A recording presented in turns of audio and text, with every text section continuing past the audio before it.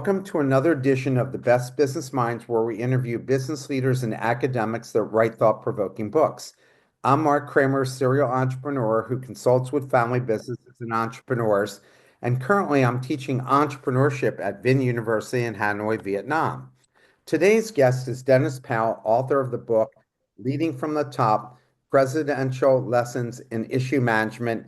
And Dennis is a personal friend of mine who I've known a number of years because we're both from Philadelphia, and it's just a pleasure to have Dennis. Thank you. Pleasure to be here. So, Dennis, let's start out with you telling them about your professional background and how you got to where you're at right now. Well, I can do it in a few words. My professional background started in the classroom. And what I learned there was how to see clearly, which meant that it taught me what I know and don't know, because you can't teach what you don't actually know. And I moved on to the halls of power. I did a lot of work in politics, legislatures, candidates. I worked at the presidential level. And there I learned how to act strategically. But the one big lesson in politics was that it's never about you. And you learned how to position issues, how to build consensus around issues. And while I was doing that, with the outreach and engagement that was happening, I ended up in boardrooms. And I found that all those experiences led me to the point where I was able to help businesses and organizations and associations manage complex issues more effectively. So that's about a 30-year career in about 5 words. What was the best part about working in politics, and what was the most challenging? um, the most challenging was you don't take it personally. The realization was, as I said, it's never really about you. It's about other things. And what I learned from it was the process of building consensus, the process of gaining momentum, the process of winning, and the process of losing. So it's very, very educational. And I would encourage people at some point in their life, if they want to do some public service, to get involved and learn from the political system. There's a lot to learn there. And I'm forgetting which president that you worked for. George H.W. Bush. I didn't work in his. I worked on his campaign, not in his office. Hmm. Worked for many, many congressmen, U.S. senators, all the way down to the local level. So I've seen it all politically. Who were you impressed with before we get into your book? Who were you impressed with and why? Um, in terms of the political world, I was very impressed with George H.W. Bush, a gentleman of the first order, a man of character, a warm person. I mean, very engaging. Would remember you. Would come up and talk to you as if he'd known you for years. He just was. He had a lot of really good human qualities that you could relate to. I liked his warmth and very intelligent, very experienced, by one of our most experienced presidents. There were many I wasn't impressed with, but I learned to tolerate that too. So let's get into your book. Why did you write this book? Um, I wanted to help leaders understand lessons that I learned over my career in a way that was simple to understand and simple to apply.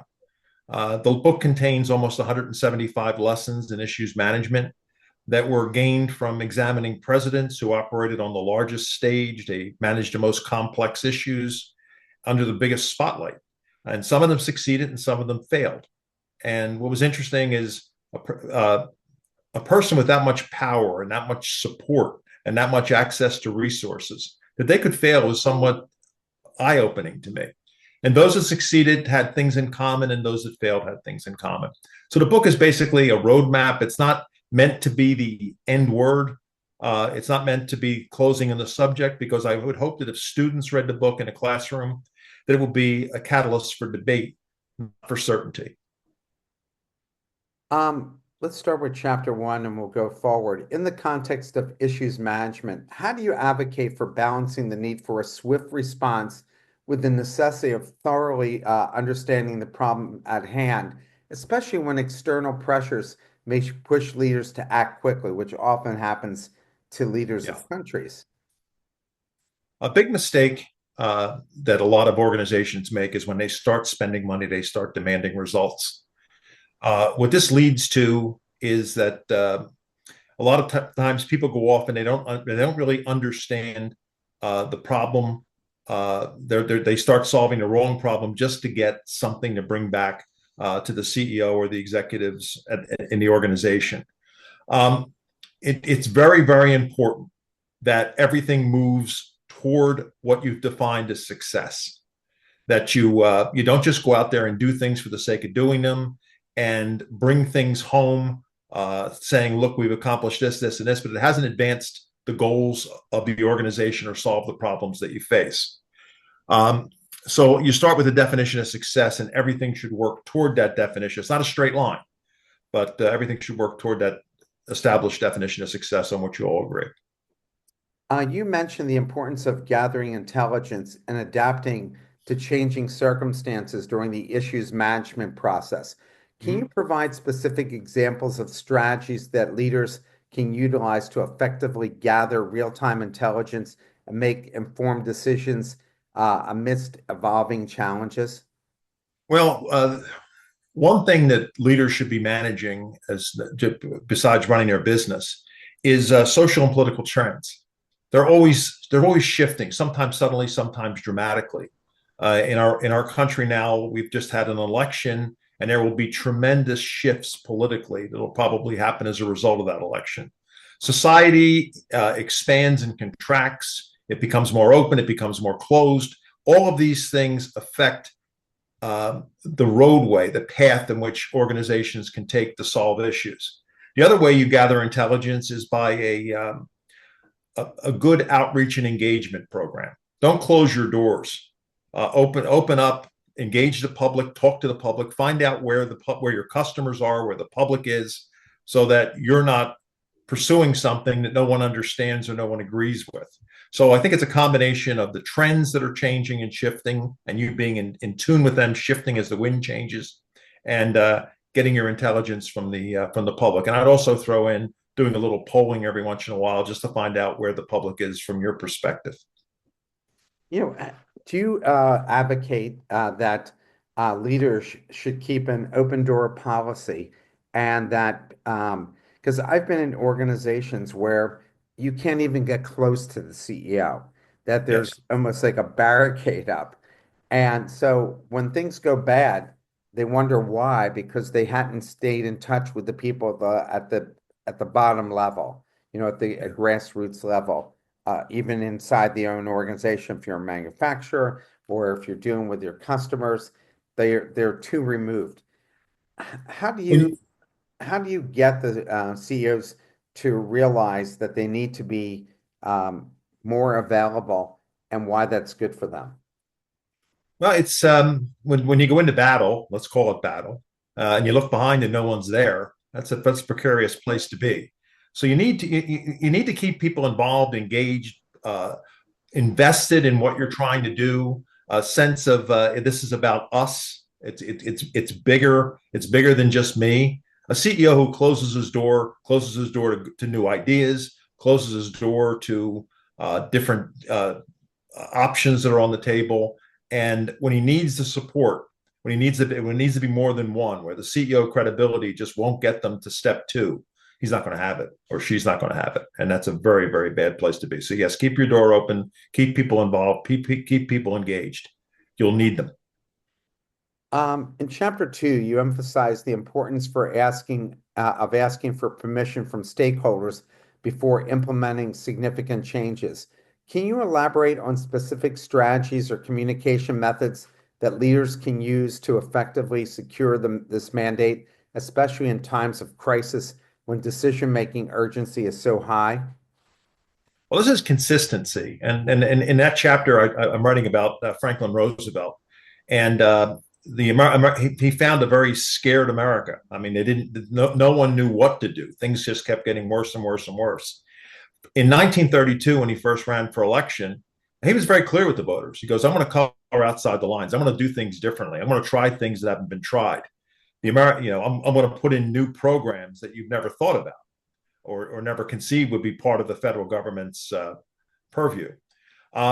it was this clarity that started in 1932. In his inaugural address, he restated his first address to Congress. He restated it. There were no surprises with Roosevelt. So when he made his first move, it was done with permission. People knew what he was going to do. It didn't come as a surprise. Now, later in the book, when I read about President Biden, when he was elected to heal the nation and cure the scourge of COVID, but his first move was to become a transformational president. So he did that without permission, and the public really didn't know where he was coming from. So there's two presidents who bookend my book, who are chapter one and the later part of the book. One did with permission, was very successful, built tremendous public support, kept his momentum going throughout his first two terms, and the other lost momentum and lost because he lost focus. Roosevelt faced criticism and resistance as he expanded the role of the federal government through the New Deal program. And people were criticizing him long after he was dead, right? Right. They were criticizing him about this welfare state he created, and also that the war was owned by him as well. They call Mr. Roosevelt's war. How can modern leaders learn from his approach to managing dissent, maintaining public support while enacting controversial policies? And what key principles should they follow to navigate similar political landscapes? Well, it's with Roosevelt, it was all about momentum. He got it, he kept it, he built it. I mean, Roosevelt always had his base. Looking at the first part of his administration, he brought on the fence sitters, and even his critics started to come on board with his New Deal program because he was a juggernaut. The fireside chats, he had 30 of them during his 11 years as president. It kept people engaged. It kept them informed. And the more informed people were, and this is a good lesson for business leaders, the more people are informed, the more they're going to stay as your allies. When people aren't informed, they drift off into a lot of different things. I remember I did a project once where like there were about 45 lobbying firms working on it, and I asked them a simple question: "What's this fight about?" I got about 8 different answers. You can't do that. You got to keep people engaged, focused, and aligned going forward. It's a very good lesson from Roosevelt. He did it probably better than anybody I cover in the book.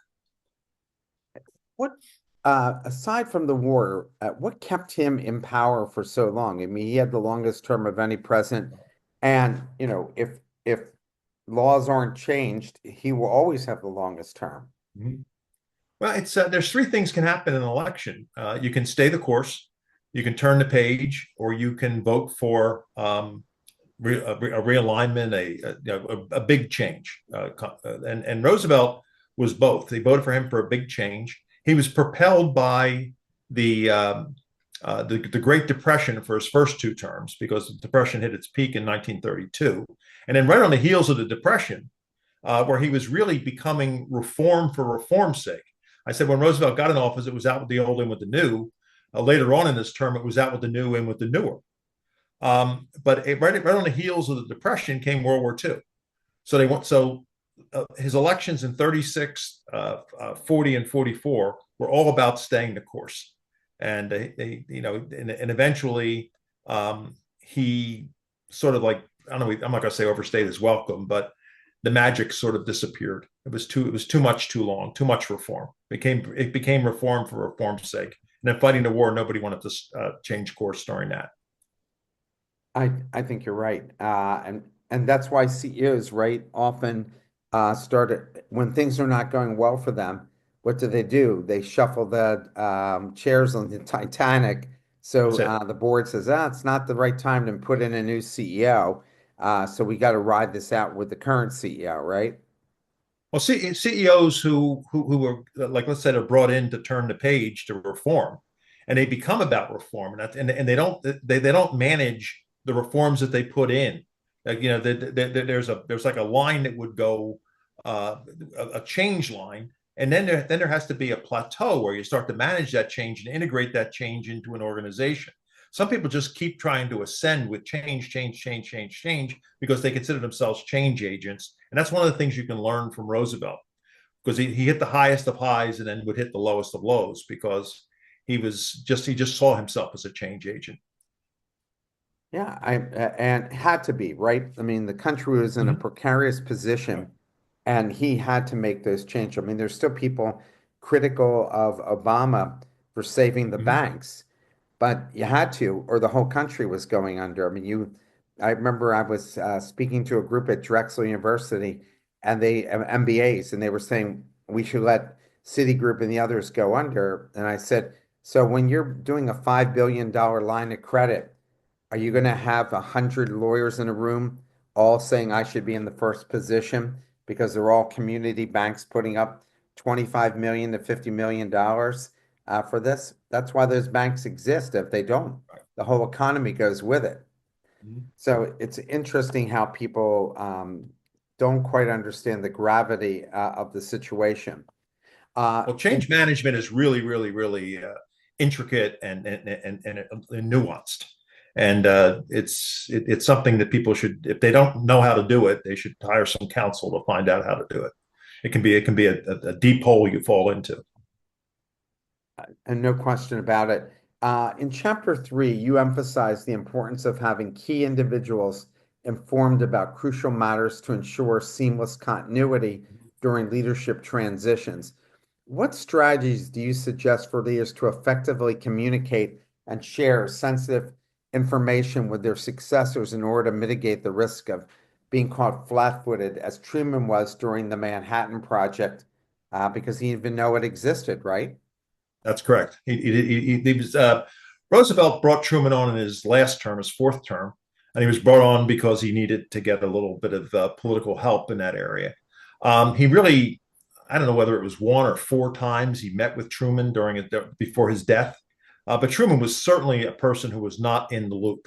I mean, Roosevelt at that time had risen to the level of almost a king, and he saw no reason to bring his vice president into these conversations, even about something as important as the Manhattan Project.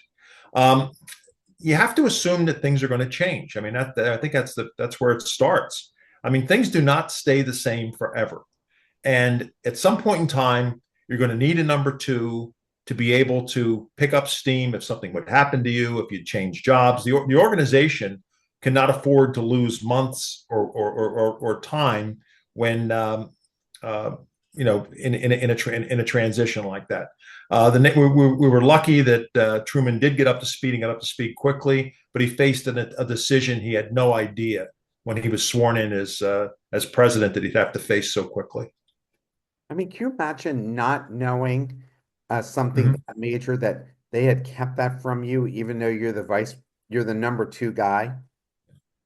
It was a simpler. The federal government before Roosevelt was a much simpler place, and people, we think about the scope of it today, and it's much broader. I mean, my gosh, you see that the Trump administration is going to try to tackle the excesses of the federal government. It's going to be a massive task.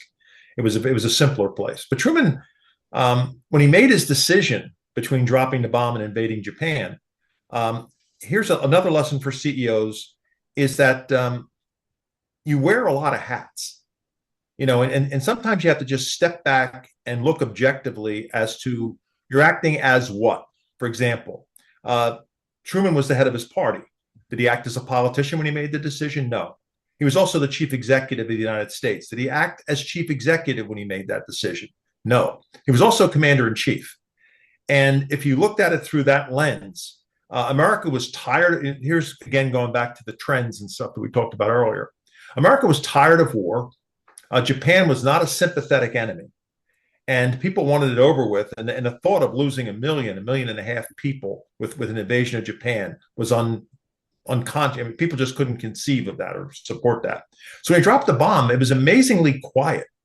I mean, the protests wouldn't start for years when the issue was framed in a different way. But acting as commander in chief to end the war, he made a really difficult call with very little blowback. The chapter 3 discusses Truman's difficult decision to drop the bomb, which you just alluded to, and the context to which it was made.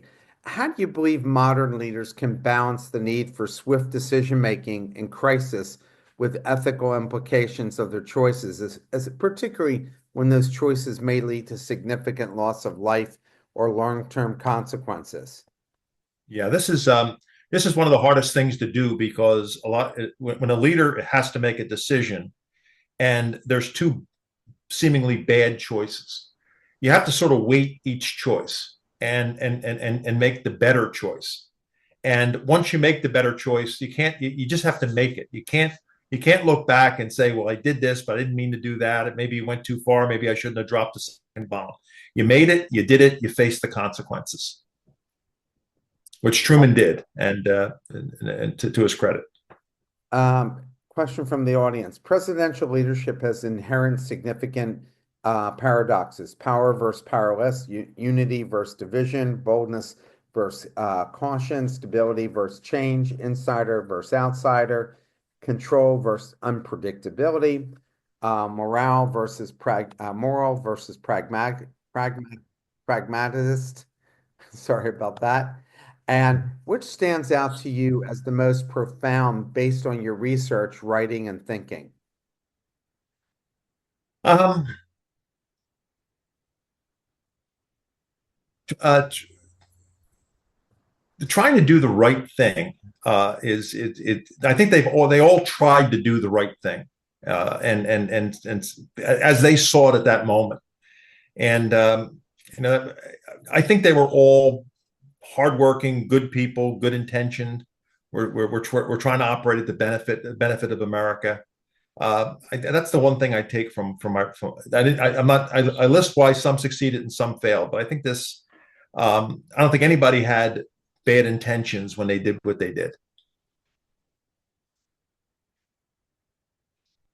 In examining Eisenhower's approach to managing complex issue of desegregation, what was specific strategies or techniques do you believe were most effective in maintaining public order while also upholding federal law? And how might those strategies inform current leaders facing divisive issues today? Well, Eisenhower was probably my when I did this research on the Brown versus Board of Education decision. Was probably my best example. I admired how Eisenhower handled that. Um, Again, you got to put it in context, and that's important for leaders to understand. When Eisenhower was elected president in 1952, Plessy versus Ferguson was the Supreme Court decision in force, which meant that America was legally segregated. That was a separate but equal decision. He was sworn in 53, and in 54, um, Brown versus the Board of Education was decided by, and basically what the court decided in the Brown decision was that schools cannot be segregated, and it's the federal government's responsibility to create plans with the states in charge of schools to enforce desegregation in schools. This is a great example of understanding the nature of change. We look recently, if you go into modern American history, of the Dobbs decision and Roe versus Wade, and people talk about the disruption that was caused by Dobbs after Roe. Think about the disruption that was caused in a segregated nation with a decision to segregate schools. To desegregate schools. What Eisenhower as a leader had to understand was that because the Supreme Court made a decision, it didn't mean America became a pro-civil rights nation overnight, just because the court told them it's going to be a little different going forward. This will be a long slog, will be a difficult process. And Eisenhower, as a leader, never became a civil rights president. The issue was not quite right. So there's a lot of lessons can be learned from Eisenhower for leaders in how he handled that. He took a big problem that ripped the nation apart, could have caused the second Civil War, and he broke it down into a local skirmish, a local of hooligans, basically blocking the doors of the schools. But he also showed that he was willing to use federal power in the address he made to the nation. So he sent two messages: one, to make the problem small and manageable, but second, to show that if you try this, I will use federal force and I will use it justifiably to make sure that the order of the Supreme Court is upheld. An excellent example of strategic issues management. I was interested to see how many staffers there were in Washington, D.C. During the time of Roosevelt, and there were 10 to 15,000 staffers. and today it's 30,000 staffers. Mhm. It's a whole different ballgame. If you go before Roosevelt, it's probably a third the number that Roosevelt had. Yeah, and of course, very few at all for during the Washington era. You mentioned that Eisenhower reframed the crisis in Little Rock to make it more manageable. Can you elaborate on potential risk and challenges leaders face when attempting to downplay or localize a larger national issue, and how they Yeah. can ensure that their actions do not inadvertently exacerbate the situation? Well, the thing here is to manage a problem down and to minimize a problem are two different, very, very different things. One is the skilled issues manager, and the other is sort of a reckless hoping that you'll get the results you want. That's the tightrope you walk, and it's a difference with tremendous distinction in terms of if you try to minimize a problem, and I think you'll see this when we get to Nixon. He didn't give the problem the weight that it deserved. You see it with Carter. He didn't give the issue the weight that it deserved from the presidential level. It's a very common mistake that leaders make when managing complex issues. They say, "Oh, let's just it's not that important," or let's frame it as a simple thing that we can just dismiss with a $10,000 investment or something. The issue was Eisenhower worked on it in two tracks. One was to minimize the issue to stop it from blowing up, but the second was to make it clear that he will use federal power to enforce the will of the Supreme Court. That was masterful. Well, why do many historians don't give Eisenhower high marks for his presidency? A lot of them just say he was the golfing president. You Oh know, gosh. And I'm not a Doris Kearns Goodwin's or Michael Beschloss, but I did a little bit of work on this book. Eisenhower was amazing. I mean, first of all, he was elected as a general who knew war and hated war. He stopped the Korean War. I mean, that was one of the reasons he was elected in 52. I mean, he's responsible for the federal highway system. The interstate system that we enjoy in America today is called the Eisenhower Interstates. He transformed America or positioned America to succeed after World War II as the dominant economy and dominant nation. You go all the way back to the dollar would be king in the world, and he positioned America to be the reserve currency for the world. Amazing things happened under Eisenhower, and it was a calm period. Sometimes people don't think there was the 1950s are not viewed anywhere like the 1960s, but also the civil rights movement started under Eisenhower, and he was not a civil rights president. If there's a knock on him, maybe, but I don't think it was time. The issue was not ripe when Eisenhower was president. but he is also the one who recognized that if we built the military complex, it's never gone away. I That's mean, right. and it reminds me today of all the security we have at the airport with the TSA. TSA is Mm-hmm. permanent, right? I mean, they're never going Yep. to get, maybe Trump might get rid of TSA because he wants to reduce the headcount Right. in the government. But now that that bureaucracy exists, it's here to stay. I mean, for us to be, half an hour in line just to get through one part of the process. But with Eisenhower, a five-star general who would do anything to avoid conflict. He understood war. He understood that there's war in many cases is a no-win situation. And he wanted to avoid it at all cost. Although he did get us a toehold in Vietnam, where you are right now. That started under Eisenhower. Yeah, yeah, for sure. Um, in chapter 5, in analyzing President Kennedy's approach to reframing the Bay of Pigs invasion, what specific communication strategies do you believe were most effective in managing the public's perception and maintaining credibility after such a significant failure? And could they even do that today with all the social media? Uh, I mean, that's an excellent point. Later on, we'll probably talk a little bit about how the landscape has changed in media. A lesson you learn from Kennedy about communication, he was our youngest president, and he got there, and the CIA had just begun, and they were looking for some more victories. And a very experienced head of the CIA came to him and said, "We got this great way of getting rid of communism." You got to think of communism and how rapidly it expanded after World War II. Some people say, well, World War II was a victory for democracy. Well, communism was the one that expanded all over the world, and it ended up in Cuba, and it was heading toward the Central America. So Kennedy decides to do a splendid little war and have an invasion that will tick tick tick and it's gone. I mean, just one, two, three, easy peasy, and he would overturn communism in Cuba and get all the credit for it. Yada yada yada. That's what we thought would happen. It was a disaster, a total fiasco. Now, the lesson for the CEO here is failure is not absolute, neither success. But he could have gone out there with his tail between his legs and said, "I really screwed up. I shouldn't have listened to these guys. I'll learn from this and I'll move on." At that point, the American people probably would have forgiven him, but he never would have had the power and trust that he had the day before the Bay of Pigs. Instead, what he did is he went out there and he made a speech admitting failure, but reframing the nature of war. He said, wars in the nuclear age will no longer be great armies meeting on battlefields. There'll be proxy wars. And some of these proxy wars you'll win, and some of these proxy wars you'll lose. But you have to fight them because the enemy's real. And the domino theory, which was still in existence, was in effect at that point in time.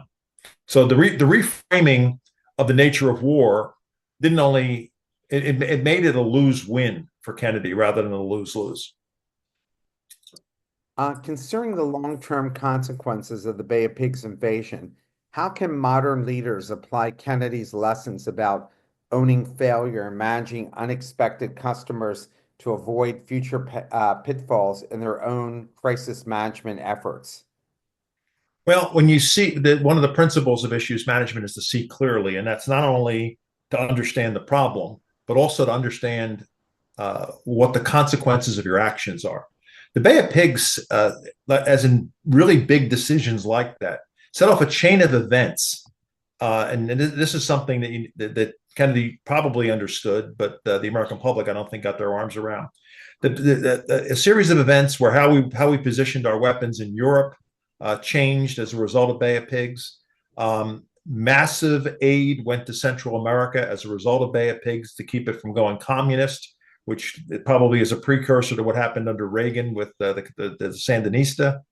Also, Russia, we were framed, we were defined as a bully, a big nation picking on a little nation, which tied our hands in what we could do going forward. This happens a lot with a bad decision. You tie your hands for future action. You could argue that the Bay of Pigs set the stage for the Cuban Missile Crisis and things to follow like that. So one of the things, the lesson for the business leader is to understand that actions have consequences and long-term, and it's like throwing a pebble in a pond. The ripples might go on for much farther than you think and have consequences unexpected. So that's one of the lessons you can learn from Kennedy and the Bay of Pigs. Once he made his press conference, he just didn't walk away and say, "Okay, that's over." No, things don't end like that. In chapter 6, your analysis of Lyndon B. Johnson's handling of the Vietnam War, you emphasize the importance of timing and adaptability in issue management.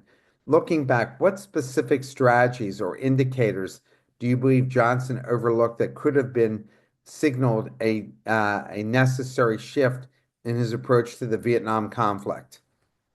There's a couple of lessons you learn from Johnson, and one for a business leader is don't go all into areas where it's not your strength. I mean, Lyndon Johnson was a master of the Senate, probably the greatest politician we ever had as a president. And his legislative agenda is somewhat unmatched when you look at from Yeah. 1963 to 1965. But then he gets into Vietnam. Foreign policy was not his forte. So he needed but he went in there and said, "I'm not going to be the first president to lose a war." He didn't assess what had happened under Kennedy and reposition what had happened under Kennedy. He decided to build on. And that's one of the common mistakes that business leaders make. They inherit something and they decide to say, "This is foundation. I'm going to build from here." And the other lesson you can learn from Lyndon Johnson is you'll get trust until you don't have trust. The American people trusted that if they kept giving him money and they kept giving him more troops and they kept expanding the strategy and the tactics in Vietnam, that he would deliver victory. And eventually, what happened is no matter how many troops, no matter how much money, no matter how vicious the war became, he couldn't deliver victory in Vietnam. And it was the point where that became the issue. He was out of options. He could no longer promise the American people that he could deliver success in Vietnam. And that was the end of his presidency, because Vietnam would be the issue in 1968. And it was he couldn't say, you know, I've sent 550,000 troops and I can't win. And he didn't want to have that conversation. So he left the campaign. What's amazing, and I live here in Vietnam, as you all know, for the past almost 18 months, that even today, those people are much smaller than we are. Mm-hmm. We had infinitely more industrial might, all these different things that we had total advantages of, but they've been invaded for 1,000 years. Yeah. And no one has really owned them. The French were there for a while, but nobody really owns them. The one thing I think you find with any country is if the people don't want to fall in line, they just don't fall in line at the end Mm-hmm. of the day. And so there's no, they weren't going to capitulate no matter what. And they're also very team oriented here. And Americans are very individualistic. And Mm-hmm. it's interesting. I one time was on a leadership program with them. It was an overnight, and the students, 10 of them, five blindfolded, five that could see, pitch black in the woods, 3 hour walk, 3 hours, no complaining. Wow. And during the walk, there were times that they had to solve like a puzzle. And instead of blaming each other, they worked together to solve it. And that's the Vietnamese culture. And I Yeah. think that bode them well for getting through the war because they've been had so much experience of this type of invasion. And so it was interesting. The other thing that was interesting is that I met Marines who were there living here, and they said, you know, we never should have been there from the get-go. That Kennedy decided that he was going to overthrow the South Vietnamese government and put somebody else in their place. And so you learn lessons about how you shouldn't really meddle in other people's business, and especially when you truly don't understand that culture. Well, it's like a hostile takeover. Yeah, Of if you make a business analogy, and you're basically going to say, "We're going to impose our culture on your business," and you know that's it can become very difficult. It can become very messy when you try to impose a culture on another business just because you own it. And so there's a lot of lessons. I mean, these presidents provide. If you look, just peel back the curtain a little bit and look at what they did and apply it to your own business or your own issues that you're managing. There's a wealth of lessons that you can learn and apply from what I write about the presidents. I find in the corporate world, Jack Welch had a really good long run of success, Mhm. and his successor is now a case study for failure. And you know, not just my school, but other schools. Harvard has a whole case study about how Mhm. Jeffrey Emmett blew up GE, and now GE is three public companies, and Right. it's no longer, you know, 95% of the people under the age of 30 had never even heard of GE. Where, Mhm. you know, when you and I were younger, everybody knew who GE was. Oh yeah, everybody owned it. It Yeah, was great yeah, stock during Welch's right. tenure. Had to own it because it's Yeah. part of the portfolio. What do we learn from Jack Welch and what he was able to do? And Jack Welch probably wasn't as smart as everybody thought, and Jeffrey Emmett was not as dumb as everybody thought. What do you learn from that contrasting experiences and end results that those two guys had at the same company with Yeah. this Same amazing company, reputation? same. Yeah. Mhm. What's your takeaway on that? Did I? So you mentioned that Johnson's personal investment in the Vietnam War led to failure to maintain objectivity. How can leaders in contemporary issues management effectively balance personal convictions with the need for objective analysis and reassessment of their strategies? Um, set realistic goals. I mean, one of the things uh, I think Johnson believed is that if he spent more money and used more force, that he would get the result he wanted. You can't force results. At some point in time, when two isn't working, it doesn't necessarily mean you have to go to three. When three isn't working, it doesn't mean you have to go to five. That's a lesson that CEOs can take to their issues management. When more doesn't mean you're going to get the result you desire. Sometimes you have to go back and reassess, take a step back and look at where you are and look where you're trying to go, and maybe use a different strategy. In the context of Nixon's handling of the Watergate crisis, what specific strategies, approaches could he have employed to better manage the situation and potentially avoid the escalation into a full-blown scandal? I don't think Nixon saw the seriousness of the issue, and he thought that him being president of the United States would protect him from any fallout from the issue. Again, applying it to the business leader, your job is not going to protect you from consequences.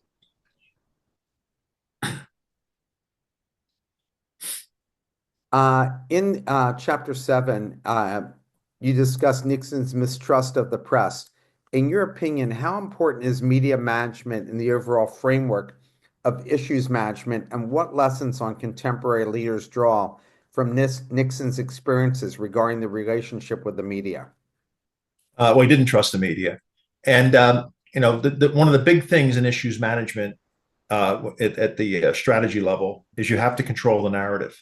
And it's becoming increasingly difficult to control the narrative because it used to be three channels controlled the narrative. There were three leaders who did the evening news, who were the opinion leaders for the country. Now it's millions of people. It's democratized. And now, like the podcast people like yourself have much more influence on the culture and on our politics and on how we manage issues than network news does or cable news does. You saw MSNBC and CNN took tremendous rating drops since the election. Their future, who knows what it's going to be, but it'll be different. We live in a very different culture right now. Controlling the narrative is more difficult, but it should demand the attention of a leader and going forward. In chapter 8, you highlighted the detrimental effects of Ford's actions regarding the pardon of Richard Nixon, particularly his failure to build consensus beforehand.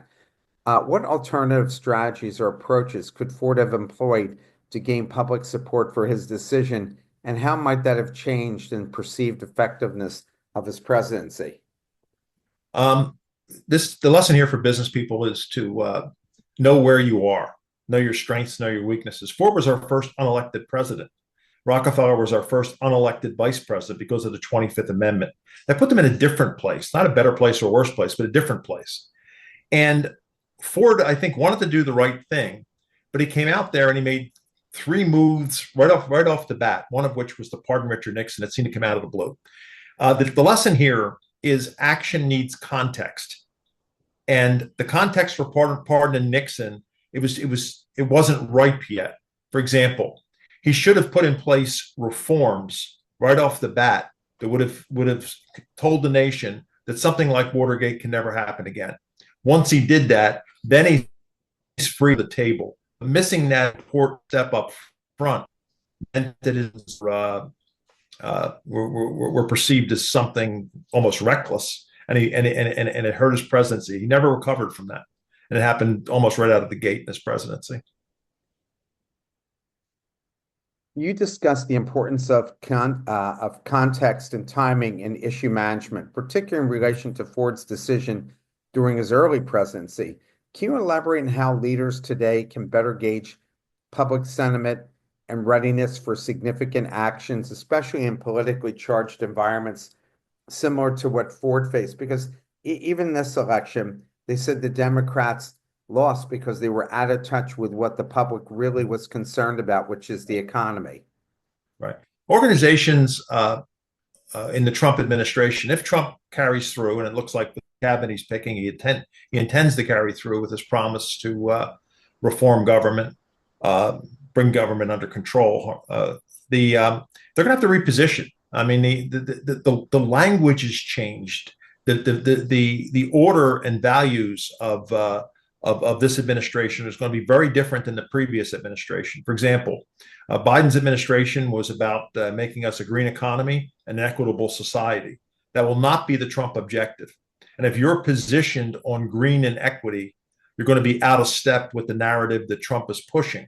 And it's important for CEOs to understand what the narratives are out there and get in touch with those so that you're not out of step with the conversations that are happening. Control the narrative is absolutely imperative to successful issues management.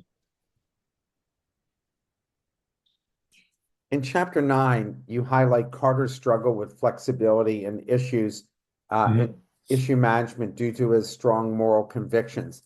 What specific strategies do you believe leaders can adopt to maintain their core values while being adaptable in the face of complex challenges?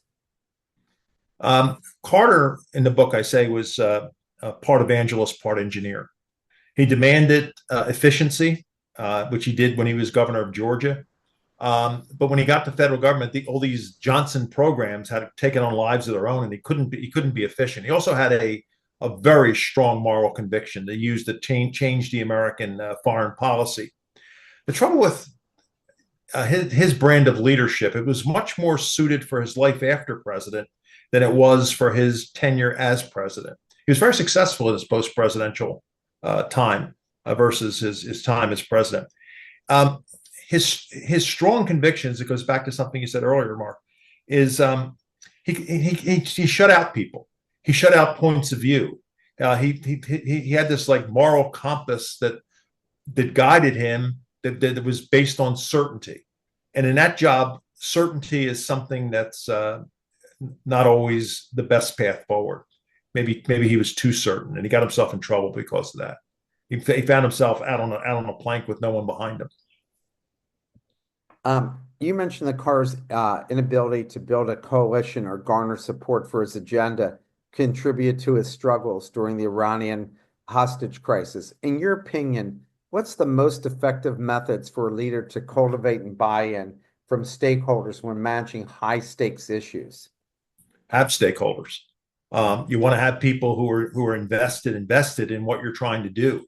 I mean, this Carter, when he remember, this was a student rebellion in the beginning, and he had yes, Americans were being held captive, but he, the president of the United States, was punching down. He was waiting for a call from student revolutionaries. That was a total mismatch of power mismatch, and he sort of put his presidency on hold, trying to resolve this one issue. And he had a Rose Garden strategy in his campaign. You have to weight things. I mean, things have to move on, and things have to be managed by leaders going forward. You can't just say, stop the train. I got to get this solved. I can't continue on the path because it'll lead to a disaster as a senior manager. I think Carter shows how that happens, even in the office of president. In this chapter, you emphasize the importance of goodwill in managing crisis, particularly how Ronald Reagan leveraged it during the Iran-Contra affair. Can you elaborate on how goodwill can be developed and maintained by leaders in today's political landscape when there seems to be no goodwill, especially in the era of heightened polarization and skepticism? Well, it starts, I think, with a quality outreach and engagement program. Let people know that we're in this together. Let people now. Reagan was a beloved figure. He connected with the American people like no president in recent history before him. He had built up tremendous goodwill with the American public during his term in office. When things went wrong for Ronald Reagan, he had a reservoir of goodwill. And what the reservoir of goodwill does, it gives you the benefit of the doubt. So as a leader, even when you're not in crisis, you should be working constantly toward building your capital and goodwill so that you'll have it when you need it. It's not going to last long. And if you're in an issue that's very divisive, you might find it disappears very quickly. But not having it is very risky for any organization. In the chapter, it discusses how Reagan's leadership style, characterized by transparency and taking responsibility, helped navigate a complex issue. In your opinion, What are the most critical traits or strategies a modern leader should adapt to effectively handle similar crisis while ensuring organizations' unity and public trust, which now, under the new president, is going to be even more challenging. Well, you have to respond to problems in real time, and that's what Reagan did. I mean, when Iran he was deteriorating at that point in time. It was late in his presidency. Whether he knew or didn't know, I'm not here to judge. But as soon as things went off the rails, he immediately took responsibility and put in place the Tower Commission, which would report back to him on what happened. And when it reported that there were some problems from his end, he immediately accepted it. I mean, that's what leaders do. You don't try to say, I'm creating a commission to distance myself from the problem. When you create a commission, the commission's there to evaluate the problem, and if it comes back and says this was your fault or this you're partially at fault in this one, you have to accept it. And that's one of the things that Reagan did. He did well, and leaders can learn from going forward. In Chapter 11, you emphasize the importance of establishing clear goals and defining victory to avoid mission creep and issue management.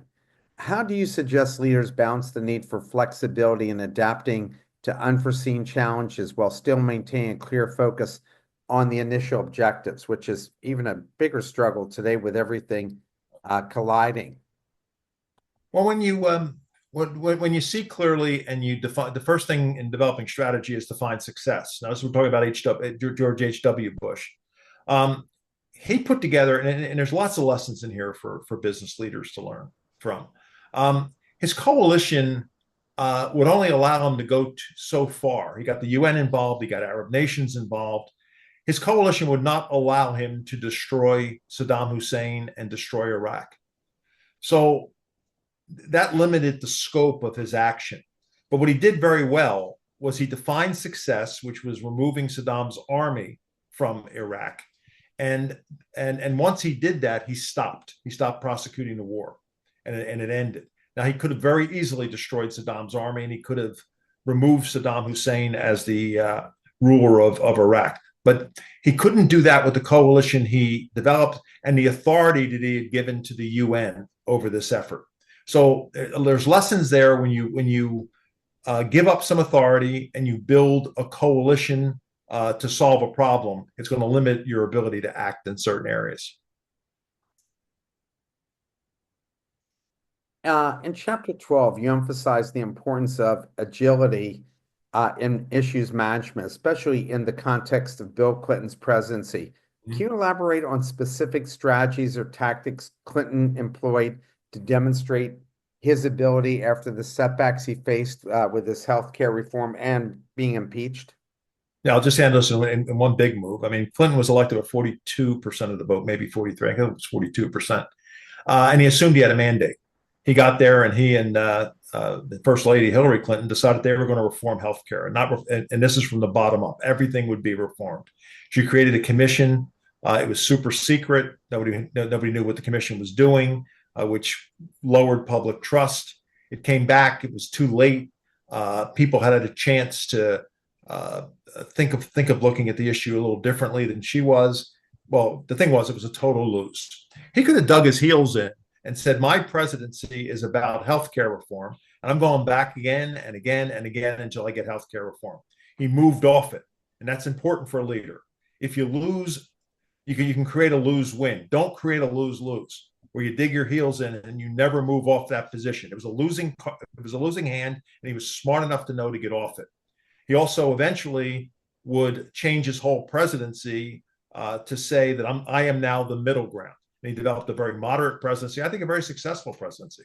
Of all the presidents and the modern presidents we look at, the deficit increased the least under Bill Clinton. So he did a pretty good job after that. But he moved away from the lose-lose, which was, and leaders have to recognize what a lose-lose is and get off that space. Don't keep digging a hole for yourself. And that's the lesson you learn from Bill Clinton. Were you working at Capitol Hill at that time? Clinton, no, I was with HW. I was around. I was in politics at that time. Yes, and I understood, and I knew Dick Morris.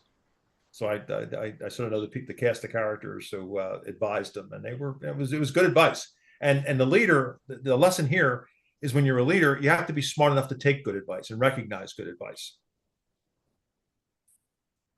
You mentioned that Clinton misread the mandate after his election and pursued ambitious changes without sufficient public support.